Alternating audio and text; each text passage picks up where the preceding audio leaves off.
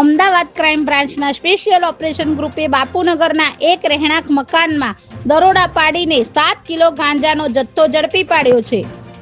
આપ જોઈ રહ્યા છો નવનિર્માણ અમદાવાદ ન્યૂઝ. એક નજર આજના મુખ્ય સમાચાર પર. અમદાવાદ ક્રાઇમ બ્રાન્ચના સ્પેશિયલ ઓપરેશન ગ્રુપે બાપુનગરના એક રહેણાંક મકાનમાં દરોડા પાડીને 7 કિલો ગાંજાનો જથ્થો ઝડપી પાડ્યો છે. બાપુનગરમાં આવેલા શાંતિનગરના ભવાની ચોકમાં રહેતો અબ્દુલ કાદિર તેની પત્ની અને સહયોગોની મદદથી તેના ઘરેથી જ ગાંજો વેચી રહ્યો હોવાની ચોક્કસ બાતમીના આધારે એસઓજીની ટીમ સક્રિય થઈ હતી અને આરોપીના ઘર તરફ જતી સાંકડી ગલીમાં ટીમ પહોંચી ત્યારે અધિકારીઓએ ખૂણા પર ઉભેલા એક વ્યક્તિની અટકાવ્યો હતો અને ત્યારબાદ ઘરની અંદર 2 મહિલાઓ પણ મળી આવી હતી.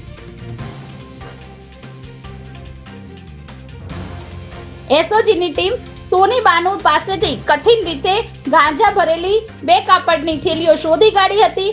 જે બાદ ઘરના બીજા માળે વધુ તપાસ કરતા 6.95 કિલો ગાંજો અને 4,90,000 રોકડા સીસીટીવી કેમેરા સાથે જોડાયેલા ડીવીઆર મળી આવ્યા હતા.